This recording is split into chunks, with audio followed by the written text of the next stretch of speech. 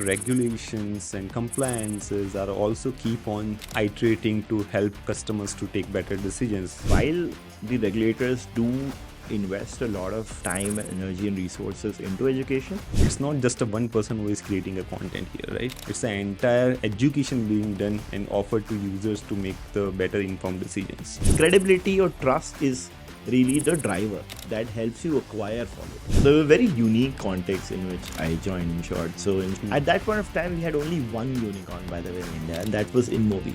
Journey of any new founder, right? That it starts with a lot of anonymity and starts really small, and you don't know where you're headed. How do you execute the content strategy? What were the goals there in the first place?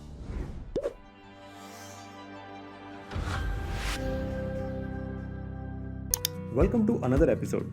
Today I'm excited to host Aman Raj, a director and head of content, communication and social media at Groww. He is an award-winning marketing communication expert with over a decade of experience driving growth and shaping narratives for some of India's leading tech startups and non-profits. With a keen eye for talent and passion for storytelling, Aman has successfully navigated complex marketing challenges and generated tremendous value for users and businesses at Groww, and also built impactful content strategies at Inshorts for summarized news articles and NASCOM for non-profits. In this episode, we dive into how Groww navigated the challenges of managing broker, content, and regulatory elements, the success of a brand-led content at Groww in a person-led dominating market, content strategy for digital products where education isn't the focus, insights into content marketing initiatives at Inshorts, how non-profit like NASCOM approaches content strategy, and advice for small and mid-stage startups crafting their marketing strategy. If you are in the world of digital marketing or working on scaling a brand, this episode is packed with actionable insights to elevate your content strategy and marketing execution. Don't forget to follow and subscribe on your favorite podcasting app and YouTube. Your support helps us bring in more inspiring conversation with industry leaders. Let's jump in and hear from Aman. Hey Aman, thanks for joining today. It's a pleasure having you. Thanks a lot for inviting me. I'm really looking forward to this. Great. Aman, I don't think so anyone in India using a smartphone, using internet, and using social media didn't really know about Groww, right? That's kind of a good success the Groww had so far in the content creation, I would say. But it's just a very happy side of the side we are saying, right? But there's a lot of things that goes into it, right? When it comes to the marketing strategy and the content strategy and everything like that. Help us understand what are those challenges in terms of creating a content, the strategies for a platform like Groww, which is a regulation heavy, which is a broker in the first place also, that goes into it, and how you have solved for it. Very humbled and flattered that you said that. However, yes, a lot of our focus from day one has gone into customer education. So, one of the things that the founders believed was very important in how we build Groww, or how we build a platform that will enable customers to buy or consider financial products was going to be education, right? And Okay. education is something that, it's especially in the context of, say, something like equity, right? Where the world is moving too fast, right? Right. Where, if I just give you a tutorial of maybe, 20 chapters about how to invest in stocks or how to invest in mutual funds, it's probably not going to cut it, right? Because Exactly. context keeps changing, right? Just a few literally months back, right, we were in a very heavy bull market, right? Yeah. The context was very different when you are in a certain kind of market, and context is very different, say, now, right? When the Mhm. market is correcting very sharply, right? Yeah. People are talking about 30% correction in small caps and things like that, right? So now everybody's talking a very different language, right? So the idea is that education does not stop at just giving people a course, right? Correct. Correct. Education has to be ongoing, It should be right? continuous. So when it's tax season, everybody's talking about ELSS, some geoeconomic crisis happening, then something else becomes hot, right? A Hmm. budget comes, so there's a lot of allocation in, say, defense, railways. Suddenly, a lot of buzz around all of these Yeah. assets, and that's very important for a platform that's distributing this to millions and millions of customers to be educating them about what they're buying into, what are the risks that are involved, right? Mhm. How do you really approach this asset class, right? And what are the mistakes that you could make, right? Or Mhm. what could go wrong? Um, Right. so given the context of all of this, education was going to be important. In fact, if you go to the Grow's YouTube channel, and you could actually go to the video section and sort by recency. So the Mhm. oldest videos could come at the top, At the and top, if yeah. you go there, you will Mm. see the founders making the videos themselves, right? Right. And educating people about mutual funds, because we started as a mutual fund platform. And that was the level of conviction that they had in content from day one, right? Mhm. In fact, before we even had a website out, we had a blog out, right? One of Mhm. the reasons you see, Grow ranking very consistently in a lot of these, searches, is because we have a history of posting or publishing content from a very, very long time, And right? that too very consistently. Exactly, right? And that has happened because and one of the reasons that I feel is also because, Lalit, who's our CEO, was founder of an edutech startup, right? So he's building Mhm. edutech before edutech was cool. Yeah. Um, and So he he basically know the power of the educations Exactly. very early Yes, on. exactly. Right. And he understands the power of education and content. Right. Yeah. So that has kind of helped us make some right moves in the space. However, to be honest, it's a very dynamic space. Mhm. And everybody, every player for that matter, has taken a stab at education. We are certainly not the first. We would certainly not be the last. So it's always a catch up, right? So Yeah. the same job keeps on getting more challenging, right? Because Yeah. what worked in 2020 would Will not not. work in 2025, would not work in 2030. And considering that regulations and compliances are also keep on iterating to help customers to take better decisions, which I would say Grow is also doing on the same line. Exactly. So on the regulation part, we are actually very much aligned with what the regulator is trying to do, Absolutely. because the regulator precisely has the same concerns that we have, right? So Exactly. our interests are aligned in that sense, right? And the fact is that, while there are a lot of, guidelines and, constraints, etc., but we don't find it very hard to navigate them, because we're anyway trying to do the right thing, and anyway trying to do what the regulator is precisely trying to do, right? Correct. In Correct. fact, we are trying to take the same efforts and, manifest them at a much higher scale, right? So that way, I don't think the regulation part of the problem. Investor education is something that the regulator itself is pushing in a very big way. If you even Right. look at exchanges, for example, BSE and NSE, Yeah. they're spending a lot of time and effort and resources in building a vast ecosystem of customer education, and it's all playing out extremely well, right? Yeah. So yeah, so far so good. Got it. And I think you rightly align on the same that, only regulations or let's say bodies, SEBI and SEBSC, right? They alone will not be able to educate all customer base, right? So Grow is also doing on the same line. So it's really helping them to make more education and more making basically users more aware about what they were the decisions that they are making on the same line. So the way it works is that while the regulators do invest a lot of time, energy, and resources into education, Hmm. they also mandate other players to do the same, right? Absolutely. And investor education, something to be honest, it's not like we were the first ones to do it. Every player in some capacity has been doing it for a very long time. Yeah. Just that we were able to probably find the pulse of the audience much better. So Hmm. we were able to probably find a lot more traction, but that's really it. Otherwise, if you look at people or players in the space, education has been cornerstone of how the space is operated Yeah. since a very long time, since we even sort of appeared on the space. Absolutely. Aman, most of the content strategies that played out really well for any accounts on a social medias, right, are mostly favoring the personality based account, right, which is not let's say a companies those are running all the social media accounts. The reason is all the users out there really able to relate their mindset and everything with the personality who is creating the content for that. When we consider the Grow, the whole whole dynamics is different here, right? It's not just a one person who is creating a content here, right? It's an entire education being done and offered to users to make the better informed decisions. So the strategy has to be completely different than the personality based content creation, right? How do your team really work upon to create the right strategy which create this massive success which Grow have achieved so far? So, firstly, we need to understand how these algorithms work, right? Hmm.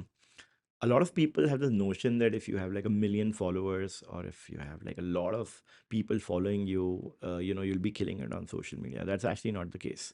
Right. How these algorithms work is that if I have, say, if I have, say, 1,000 followers, right? Hmm. What really matters is how many of those 1,000 are actually consistently engaging with my content, right? Hmm. That's why personality driven brands work so well, because everybody that they acquire, or everybody who follows them because they like what this person is talking about, and there is Yeah, some amount of, or some element of relatability that's involved. exactly. So they feel that, hey, listen, for example, if Raj Chamani is putting something, or Nikhil Kamath is putting something, right? They relate with that creator and Hmm. what they stand for, right? Hmm. Um, and because they really like their content, Hmm. their affinity to consistently engage is higher, right? Right.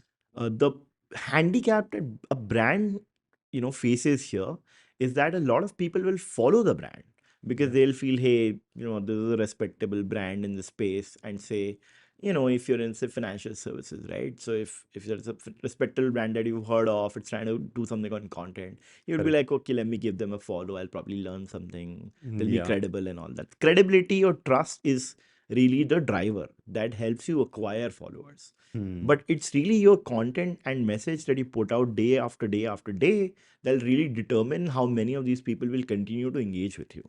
So it's not just about the acquisition, it's about the engagement once you Exactly. acquire the followers, Exactly. let's say. Exactly. So the idea is that I may have a lot of customers, and a lot of those customers may be going and following my social media accounts. Hmm. But if my content is not engaging enough for them, they would not come back and Hmm. engage with me, and that will actually penalize me for having so many people. I'd rather have maybe 1/10 of my follower count, Right. but people who are who are extremely excited to engage with me, Hmm. right? So that's what matters, and that is why brands generally struggle, because what they try to do is they try to bundle all kinds of customers under the same content umbrella, Umbrella, yeah. right? One of the things, for example, that we have done, and again, jury is out whether this works or does not work, to be honest. But what we've tried to do is we've tried to segregate every cohort of users into different categories. So if Okay. you have different platform for mutual funds, different platform for trading, different platform for Hmm. IPO, different platform for something else. Even email marketing also you have a different grow digest and things like that. So Exactly. So there are a lot of channels that speak to different kinds of users. hmm. Growth Digest, for that matter, is probably the most secular asset that we have. And the thing with Growth Digest is that it is India's largest read newsletter today, Yeah. because it does one thing Very well. very well. And that Hmm. one thing is, okay, giving you a basic snapshot of the market, right? Correct. It's not the Bloomberg newsletter, so it's not very heavy with detail, right? And again, there are two variations there, so we could go into that. But the fact is that your everyday snapshot of the market, you can open your email, and within like a few minutes, you are done, right? Yeah, yeah. And the Um, beauty of that entire newsletter I really personally like is that, if I have missed the chance to see the market movements in a day, that gives me that snapshot. I exactly. don't need to look it into the broker platform per se. Exactly. So the idea is that instead of trying to do like a lot of things, try to do one thing, but try to do it really well. And the same applies on our, say, social platforms, etc., where we find one cohort and then try to do justice to what that cohort would be thinking about that day. Hmm. What would be on their mind? What's the kind of message or news or information or question that they would have on that particular day? And we Right. just try to get into their lives and figure out, okay, would this work for them? Would this resonate? Sometimes these things work, sometimes they don't. But we just keep at it, right? So consistency is Hmm. key. Hmm.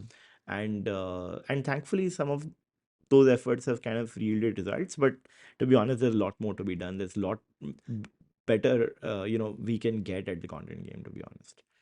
Absolutely. Uh, so Aman, let's zoom out a little bit, right? And I want to segregate this entire content marketing piece into two different buckets. The one bucket is where the education is the driver. Like let's say you say finance, or let's say you say health. But when it comes to, let's say, a food tech or a logitech, the education is not really the main driver, right?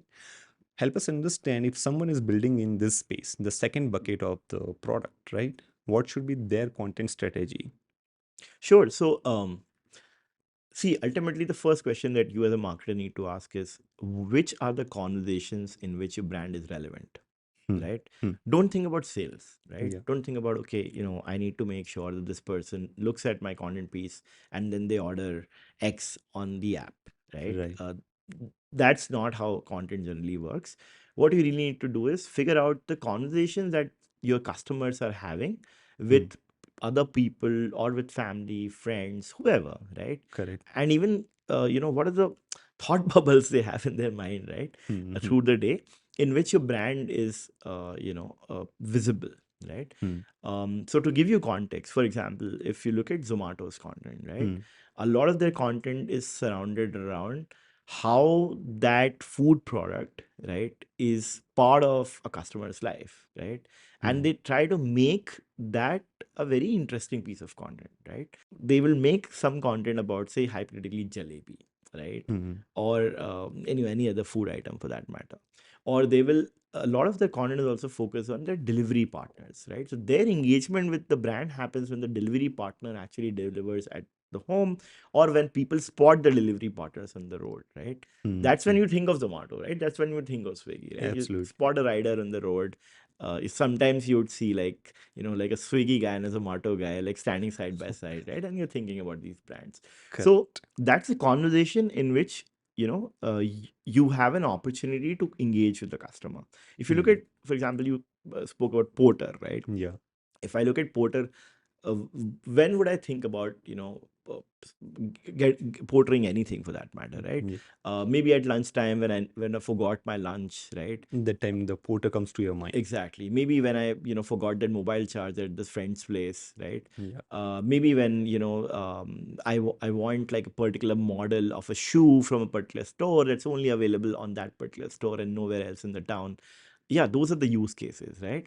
Yeah. So the idea is that, okay, in those use cases, when people are using my product, right, that like a opens a Pandora of conversations, right? And then I Hmm. need to pick and choose what will work, what will resonate, and what could be presented or packaged as engaging, right? Hmm. Hmm. So that's the way to go about it. For example, if you're talking about SaaS, right, and if you're building a marketing tool for, say a tool for marketers, right, or a tool Yeah. that is analytical tool which is largely used by marketers, Hmm. all you need to do is look at what are the conversations that marketers are having, right? In a Uh, day-to-day basis. on a day-to-day basis, right? When was the last Google update that happened that every marketer is talking about, right? Yeah. What are the conferences they are going to, right? What are the blogs they're reading? What are the LinkedIn posts they're liking, right? Hmm. What are Hmm. the Twitter folks that they're following, right? Hmm. So all of these pieces are opportunities for you to tap into, right? Right. But I think the one thing that brands that have cracked content in general, and I'm not specifically mentioning Groww, but I'm saying any brand for that matter that Hmm. has cracked content really well.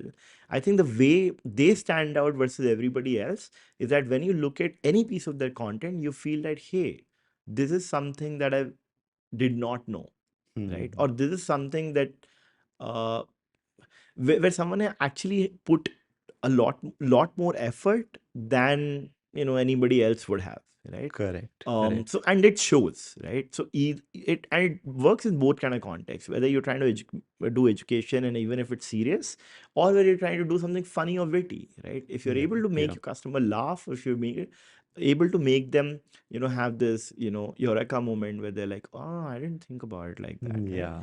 That's when your content stands out, and all you need to Hmm. do is you need to basically customers attention is in the gutter, right? Yeah. Idea is that how do I get that 30-second, 10-second, 5-second, or maybe a microsecond of my customer, and then stand out, right, Hmm. in that microsecond or in those 5 seconds or 10 seconds. Is it fair to say that for the non education led content strategy, first you need to create the blueprint of your customer so that you can understand what nuances they have, what understanding they have, what emotions they have, Yeah. and then relate it with the product offering of yours Yes. so that you can find the sweet spot between that and figure out what will really be engaging for your users to watch. So, to be honest, what you said is absolutely right. The only difference would be that I would say I would over index on something and under index on something. For example, when my Huh, it has to be a mix, right? Not mix. everything not every day you will find content opportunities where a product will align or will integrate into that idea, right? Correct. If it Correct. happens, it's great. For example, whenever you see anything on social from Google, you'd always see one of the Google's product integrated into that idea, right? Hmm. Hmm. Yeah. And I've worked with people who who've run Google's social media accounts, and they tell me that makes their life extremely difficult, Hmm. because for everything and every moment marketing opportunity, they're thinking of how do I integrate, like, Google into that, right? So Yeah. every time, how do I integrate either search or YouTube or maps or drive, on an everyday basis, right? So that makes your job difficult. Yeah. But again, that's because Google is also a mass product, and it doesn't have it has so many cohorts of people it's serving. It's almost Yeah. like, it runs into millions. You would want to at least make sure that your product is integrated in your content. Hmm. But say for every business, that may not be the reality, right? Right. What would work great is that if you are able to very clearly define who is your audience, Hmm. and in that context, create content and then figure out your own math, right? So if you feel that, okay, maybe 10% of that may have my product and 90% not my product, it's absolutely fine. Fine. What's more important is that you should be able to engage with your customer, and they should be able to remember you in the context of your product. Makes sense. Makes sense. Aman, I want to touch upon the other part of your career, which is Inshorts. Inshorts is the most loved news article, I would say summarized news article, very loved platform in India, right? Considering that it's a content first platform, and the crafting the content market strategy for such a platform, it's a crucial job, right? Help us understand how did you executed that and what are the kind of challenges that you have faced. Sure. So, the very unique context in which I joined Inshorts. So, Inshorts actually started off as a very loved news app, right? Hmm. Started by a bunch of bunch of kids in college, right? Yeah. And when they had started the venture, three of them were just 21, 22-year old, Hmm. right? And one of them was relatively elder, but just like 23 or 24, right? Not that all. You can Exactly, say. right? Yeah. So, and then very quickly, right, it went from seed to Series A to Series B, and that journey happened really quickly, right? Hmm. So suddenly, out of nowhere, InShorts became a very viral product, right? Hmm. And got amazing adoption, right? And when that happened, what basically happened was, InShorts essentially gets fed from media publications, right? So there are stories that you see on Inshorts, which are all being powered by other publications, right? So somebody will do that Correct. story for Inshorts to actually summarize it, right? Hmm. And um, I mean, for the longest time, these summaries were written by people hired by Inshorts, right? So they were not exactly AI based summaries, they were actually human summaries. Even now, that most of the stories tend to be human summaries and not AI Yeah. generated stories. Back But back in the day, I guess AI was not that capable enough to even summarize the entire news article also. exactly, exactly. So the idea was that back in the day, so insurers will use ML to get some kind of a summary, but of course it has to be edited, reviewed, and all of that. Absolutely. And the fact is that while it's just news in 60 words, writing that 60 words is very, very difficult when you're trying to report very complex issues, right? Yeah. Um, so the idea is that it was basically built on the back of a lot of reportage that a lot of media publications were doing, right? Mm-hmm. And when Inshorts became big, there was a lot of skepticism certainly among media, the same media which actually loved Inshorts early on, Okay. that hey, these people are going to eat our lunch, right? Because if you remember at that point of time, every news publication or media publication was trying to shove their apps down everybody's throat, right? Hmm. It still happens, to be honest, right? Where article you read, everything that you consume on these news publications, they tell you, okay, download our app and things like that, right? Correct. But the push was very real at that point of time because everything was moving mobile, Hmm. right? Hmm. So the industry itself was going through a transformation. In the context of that, one of the things that we wanted to do was essentially co-create content with media, right? Hmm. One of the things and on the conversations that I was driving was also on the media partnership side, right? Okay. Working with these publishers, right? Getting them on board on our platform and, making them collaborate with us to sort of do this, right? And not look at us as a threat to them, right? Because we're essentially not doing what they were doing, right? We were Right. doing something else for a different kind of audience, which we felt was anyway not reading news, right? Hmm. So, in short, the beauty of in short is it's meant for people and it's giving information to a lot of people who otherwise wouldn't have read news anyway, right? Correct. Because not everybody has the appetite to read like a 700, 800 word article on every issue, right? Yeah. Yeah. We remember when we were kids, our parents and honestly speaking, some of our parents, right? Like Hmm. only some of us would have this at their home, that the father, the mother would really go through the entire All the newspaper, details. you Huh. know article to article, right, or inch Correct. to inch, right? But generally people would just browse through news, right? So a Hmm. lot of this browsing behavior was always there with most of the folks, right? Correct. I remember reading newspaper back in school. I would just like read the sports page and everything, and I'll just browse through, right? So Exactly. that's typically how most people consume news. Hmm. And Inshorts was essentially unlocking this new audience of news readers who wanted to be informed, but at the same time did not have the intent to actually go through every single story. Let me put Hmm. it that way, right? Hmm. So this was a message that we were really trying to communicate to publishers, that we are not eating into your readership, right? It's already there. It's yours. We Exactly. are just helping users to save their time, let's say. In fact, let me put it this way, you already have a readership, right? Hmm. What we're trying to do is get you incremental readership. People who otherwise would Correct. not read your content would now get to read your content on InShorts in a summarized manner, Summarize manner. right? Absolutely. And we are essentially increasing the number of news readers in the country net, right? And who That's what knows, we're doing. by reading just a summary, you get more intuition that, I just want to go into detail and reading the entire Exactly. detail of the news article. Exactly, right? So the point is that look, it's a given fact. Not everybody's going to read everything. In short, at Hmm. that point in time, I was doing anywhere from, I'm talking about like really, really beginning, right? Early days, right? About 35 to 40, maybe 50 stories a day, not more than that, right? Hmm. Hmm. Hmm. Now, so nobody reads 50 stories end to end, right? Hmm.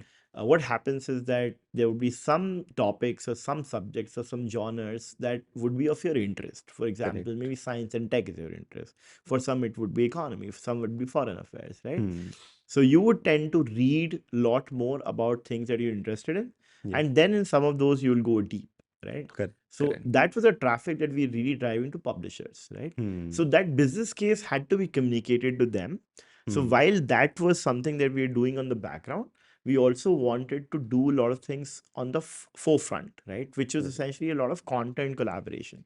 Hmm. So a lot of the work that I basically did was about cracking partnerships with alternative media publishers, especially small publishers, Hmm. to jointly co-create content with them, right? Correct. Which included creating a lot of explainer videos. Hmm. As one feature in InShorts that you see today, which is poll, right? Huh. It's a feature that it was basically an idea that I had brought up with the founders, that hey, how about we actually do snap polls on issues that matter. Correct. So, for example, when demonetization happened, we were actually the first ones to do a snap poll on demonetization. And within, I think demonetization was announced sometime around, if I'm not wrong, around 8 o'clock or something around that time. Hmm. And by next day morning, our snap poll was already live, right? Oh, And yeah. within the next 12 hours, we were able to rack up close to about 1.5 to 1.6 lakh responses, right? Where we simply ask people, hey, do you feel demonetization is a good thing or a bad thing, right? Just a simple question. Yes.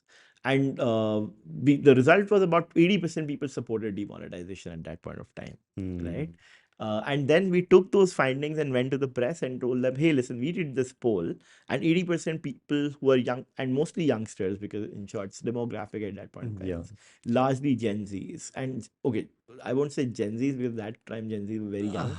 Millennials who were Gen Zs then, let me put it Millennials, that way, correct. right? So, so yeah, and to be honest, conducting any kind of poll, if in India, even if you have sample of 5,000, 10,000, it's a huge So, sample, right? yeah. And we had a sample of 1 lakh plus respondents, right, from across the country, right? Researchers does the research on 1K, 2K, 5K, Exactly. and make certain convictions also. Exactly. See, the nuance here is that when researchers do these surveys, Hmm. they essentially do a sample, right? So they will Huh. have the right amount of weightage, right? So Correct. they will account for example, men in the age of 20 to 25 from, say, the top 8 cities, right? So they'll Hmm. get some representation, Hmm. and they'll get a different kind of representation on every person who's part of the sample. Correct. When, say, an Inshorts will do a poll like this on their app, well, that sampling is not really happening, right? Yeah, yeah. Because Um, everyone is getting chance to do the exactly, share, right? show So their opinion. exactly. So where it is obviously over indexed on maybe certain kind of demographic, because it's really coming from the people who really use Inshorts, right? And there Yeah. could be a bias right there, Hmm. right? So I obviously, you have to take this view with a pinch of salt, that hey, this does not reflect maybe the views of an rural Indian, right? Hmm. Or a person with, say, lower disposable income, right? There's Hmm. obviously a very elitist audience in general, Hmm. largely sitting in urban areas, largely upwardly mobile with, Correct. and using fairly decent price handsets. If Hmm. you remember, in back in 2016, internet was still not very accessible to everyone, Yeah, right? So yeah. internet still used to be a The penetration was low that time. exactly. So there was certain section of the society that had access to internet, and Hmm. the section of the society that downloaded Inshorts was even more skewed in that sense, right? But the overall point was that we were able to do a snap poll, put it out really quickly, give it to people, right? And then we conducted another within, I think, a week or about 10 days, and then the 80% had become close to about, if I'm not wrong, at that point in time, about 60%, because Oh. people actually had to stand in lines and queues to withdraw maybe $2,000, So right? And maybe the frustration have caused the exactly, dislike. exactly, right? But that was the idea, right? That how Huh. do we get people to respond on these issues, and then also probably revisit on some of these issues and see if they've changed their minds, right? Correct, correct. And that became something which was very interesting for our users who are Absolutely. consuming this on the app, but also for other media publications who we were working with, so, right? So we would give that story to them, and they would publish these stories. Hmm. And after that, we also build different IPs. So we built something called a Youth of the Nation poll, where we Okay. actually asked users about a variety of things, right? And Hmm. including, say, politics, including dating. I remember there was one question we asked, okay, do you think PM Modi's foreign trips are helping India or not, Huh, right? huh. And a lot of them had said that, yeah, they are helping India and all that, which was frankly against the popular perception on the internet that, hey, a lot of people, because we're mocking his foreign trips and things like that, right? So a Yeah. lot of those things happened, but it was a very interesting time. Frankly, I got to do very, very engaging campaigns, Hmm. and whatever came out of those campaigns actually struck conversation. So the idea was that if I could create a user Inshorts user base Hmm. and that platform to come up with these interesting stories and then distribute them further in the media, then Yeah. that drives further brand love for Inshorts, and Yeah. also perhaps to some extent acquisition. Makes sense. Aman, we have so far touched upon all the content marketing areas which has some or the other way had to do with the business. So all the strategies are centered over the business decisions and revenue per se. Yes. But one part of your career has to do with NASCOM also, right? Yes. Which is not profit. Yeah. how do you executed the content strategy, or I would say, what were the goals there in the first place, so that you have built the strategy around the same? Sure. So again, slightly long story. So this is 2011, Hmm. right? NASCOM is obviously the premier industry body of the IT industry, Hmm. right? It was also a time, if you remember, 2011, when the startup revolution was just taking off, right? Hmm. Hmm. At that point of time, we had only one unicorn, by the way, in India, and that was InMobi, Okay. right?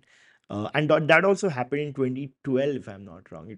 Even in 2011, we did not have a unicorn. We got the first unicorn, which was InMobi, and then other unicorns followed, Yeah. right? Um, and then there were obviously folks like Flipkart, etc., etc. But the fact is that the internet was just taking off in India at that point of time, and the startup revolution was just taking shape, right? But it was still a phenomenon largely in Bangalore and Delhi, and maybe to some extent Chennai, right? Hmm. Like Chennai had a lot of SaaS companies, right? So that's where the Absolutely. Freshdesk and the ChargeBees of the world emerged from. I feel Chennai is the initiator of the SaaS. Exactly, right? Yes. So, my role at NASCOM was actually, so I was part of their startup program. So while they did a lot of engagements with startups and a lot of Hmm. events and reports and a lot of activities, but they were there was not a consistent program, right? That was Hmm. working for startups 24/7, 365, right? Um, so then NASCOM came up with this 10,000 startup program, which was supported by Google, Microsoft, Amazon, Intel, and a bunch of All of them companies. together. Yeah. Hmm. And the idea was that how do we really scale this startup or tech startup revolution in India, right? Hmm. And it was a very interesting opportunity because what I really had to do then was essentially think of opportunities where we could create content that could encourage or inspire more people to Hmm. take the leap or take the entrepreneurial leap at that point of time. Hmm. So a lot of the content that we created was very different from what NASCOM was generally known for, because NASCOM was always known for these very deep, heavy, to some extent boring reports, right? And insights, which generally only a very limited section of people wearing suits in these large services Yeah. companies were reading, Yeah. right? A lot of the content that we created at that point of time is kind of in hindsight kind of unbelievable for NASCOM to create. So we created like comics, right? Like startup comics with very real scenarios. So if you remember, for example, the show Silicon Valley that has come up, right, and sort of Hmm. Hmm. captured the popular imagination, and it sort of spoke to a certain kind of culture, Hmm. and a certain kind of like uh, you know uh, it resonated with a certain kind of audience, and it spoke a certain kind of culture, right? But in India, the Silicon Valley, you have a different situation, right? So in Yeah. India's Silicon Valley, you have your founder sitting in the drawing room, and his wife or his parents are essentially taunting him that, hey, Yeah. why don't you do something with your life? What is this startup thing that you're doing, Yeah. Yeah. right? Where is this even going, right?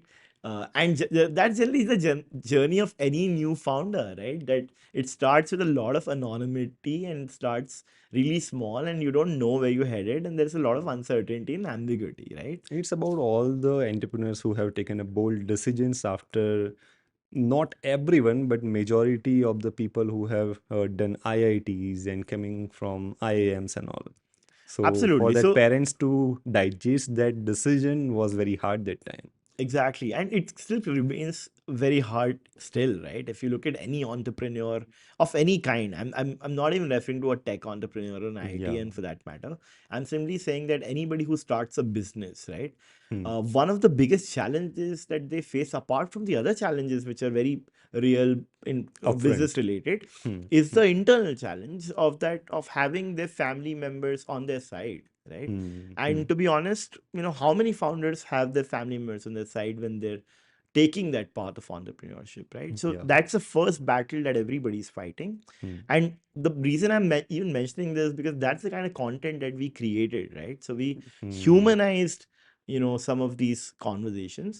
We also Right. sort of, caricatured some of these conversations, Hmm. which Hmm. helped us create content that people will find relatable, right? Hmm. Because then they found that, hey, you're actually creating content that I could I could find worthy of Hmm. consuming and sharing, right? Right. And if you remember in 2011, the platform that really mattered was Facebook, right? Yeah. However, we had also started a YouTube channel. So back in 2012, I remember we had interviewed close to about 30 to 40 founders of various companies and Okay. asked them questions about, okay, how to go about researching an idea, how to pitch to an investor, how to build an investor deck, how to approach legal, how to manage your finances, all of that kind of content.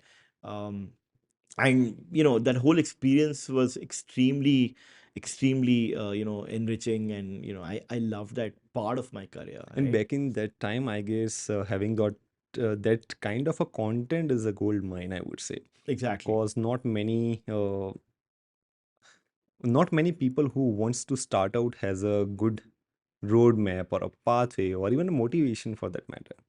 Absolutely. And at that point of time, to be honest, it was one of the, and again, this is only by relative standards, okay? Yeah, It was absolutely. one of the most viewed channel in the startup community, that the one that we created, right? Hmm. Of course, the numbers ballpark scale has entirely changed from those times to now. And Yeah, those in those times, having 5,000 subscribers meant a lot, by the way, absolutely. right? At those times, a video with say a 2,000 views meant something. Today, Yeah, nobody cares. Today, if you have got 2,000 views, you probably are not doing yeah. well, right? So, but the point I'm trying to make is that a lot of the activities that we did and a lot of events that we did were centered around startups. We Hmm. also got folks, a lot of eminent celebrities to sort of come to India at that point of time. We had Eric Schmidt, we had Michael Dell, we had Satan Narila, we had Sundar Pichai, all of the, I'm sorry, not Satan Narila, but Sundar Pichai, coming to India at that point of time, and they were all part of the forums that we created for startups, right? So we Hmm. Hmm. created such platforms where startups could interact with some of these people and basically get inspired from them, right, and learn from them, Yeah. and created a larger ecosystem of enablers, of entrepreneurs who people could look up to, and Hmm. also get them to share their story with these founders so that they are inspired to then inspire a lot more other people to take the Hmm. entrepreneurship leap. Like you mentioned earlier in the conversation, like tech entrepreneurship earlier used to be a career choice for only the IITians or the Yeah. like the bits of folks, of people from top tier engineering institutions. Hmm. But a lot of democratization of that dream has also happened. So now you have a lot of people from tier three cities, or Yeah. tier three campuses or colleges also take up tech entrepreneurship and actually excelling at it, right? Hmm. So yeah, like a lot has changed from those times, and in whatever small little way, that it was that change that we were essentially trying to drive with our content. So that's about it. No, that's really helpful. And as we thought about a framework for touching upon the emotions part of the user's blueprint, or let's say viewer's blueprint, is something that you were doing on the same lines in NASCOM. Exactly. So, Makes sense. to be honest, like from those times to now, when I look back, the job hasn't really changed. It's Change, still yeah. the same thing. It's just done way more differently now. Mhm. The platforms, the channels have changed, the communication has changed, the dynamics have changed. But yeah, the problem statement remains the same. It So for remains any same. content marketer out there who's thinking of building a career in content marketing in general, right? Hmm. That's the only thing that they really need to understand. Just understand your customer, Yeah. figure out their life, understand, what do they breathe, what do they sleep in, what are the conversations Hmm. they're having, what kind of friends they have, what kind of people they're following on Twitter, what kind of magazines they're reading or articles they're reading, right? Hmm. Videos they're Hmm. watching, and then just find a way to get inside their life and then operate from there. And then there's just so much that you can do from there to make your brand relevant. Absolutely. Aman, since we have seen a good bubble in the startup ecosystem in India, right? Nowadays, not everyone, but uh, most potential people out there want to start out on their idea, right? They want to double down, they want to put efforts on. So we are seeing very early stage founders out there. Help us understand, if someone is there looking for a strategy to figure out the content game for that their digital product, their physical product, or whatever that can be, how they go about it. So again, there is firstly, I mean, I'm not sure about the bubble to be honest, because I think we're Okay. still at a very, very early stage of the Hmm. whole entrepreneurship piece, But I right? guess it started happening with this Shark Tank, if you say, with number of incubators uh, come forward to you guys, right? And for you to reach out to a good investor is not that big of a challenge now. If you consider just a 10 years back of a game, now it's more of accessible. Now people are more aware about it, right? So considering that, we can, I feel No, it's so safe. that's what I'm saying. So I think that's a great place to reach, right? Because when Huh. we were doing what we were doing in 2011, this Hmm. is exactly what was not there, right? Correct. And like Correct. meeting an investor meant something Something. else, right? Like it's like meeting a celebrity, right? Yeah. Yeah. And now at least people are accessible, right? And Hmm. the fact is that we still don't have enough number of investors. We still don't have enough number of angels. We don't have Hmm. enough number of VCs. There's just so many more ideas out there, so many more businesses out there. If in fact, if you look at Shark Tank, it shows you the quality of businesses that are now getting created in smaller towns, right? Hmm. And the potent energy is there, right? But the Yeah. ecosystem is probably still missing. So I think we Hmm. still need to take things to the next level, right? In sort of every way. Okay. And we are already headed in that direction, thankfully, right? Yeah. Coming to the content piece, well, I mean, depends on what are you really doing, right? And this may not even be worth your while, right? Hmm. It just depends on where does content fit into your overall scheme of things, right? Hmm. um, Content can be multiple things in context of multiple businesses, right? For some businesses it could be growth, for some businesses it could be brand, and for Hmm. some businesses it could be PR. In some cases it's all of it, by the All way. of it. Yeah. um, so the idea is that if you're able to tell your story well, there Hmm. is definitely, a lot of leverage that you could create for your business Hmm. by that art and by that skill, right? Correct. But like I said, it all boils down to understanding your customer, one, and two, figuring out how much of your company's bandwidth you would want to put into this, right? Hmm. So Hmm. one thing that you know at least I have been mindful of is that what kind of ROI can I really drive with this, right? Correct. Surely I can build a case to like build maybe like 100-member team in content and do everything that's out there. And to be honest, like in a place like Grow, there's just so much that you can do. Hmm. But the fact is that I can take those bets, but would I be able to justify those investments? And how am I able to quantify those results? Correct. Those are frankly problems and challenges which still remain unsolved, right? Because the problem with content is that the attribution is generally missing, right? Yeah. In case of, I was at one point in time working with a SaaS company called HotelLogics, right? So we used to have these ebooks Hmm. that we would publish for small and medium hoteliers, right? Hmm. And these would be basically how-to guides, right? And every time we get people to like download an ebook, we'd get them to share their email, right? And we had Right. HubSpot working in the background, which was then nurturing these leads further and further. And then we were actually able to make use of that effort, right? Hmm. Unfortunately, a lot of businesses cannot do that, right? Yeah. Maybe your customer is not going to give you their email because of some stupid ebook, right? Yeah. Because the context might be different in different businesses.